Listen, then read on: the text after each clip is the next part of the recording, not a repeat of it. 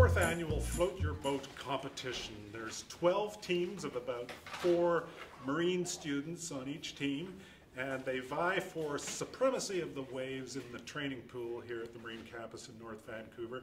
There are 3 prizes, one for the fastest ship, one for the most creative design, and last but not least, the most interactive team. So that latter prize can involve costume or songs or any kind of performance theme that they bring to the table. It's a bit of fun.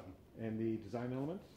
You will see there's lots of designs made up predominantly of kitchen supplies and things you might see in a dollar store. They put a lot of creative energy, even to the point of some of them have had to build captains for each of their ships. So that's going to be fun to check out. Okay.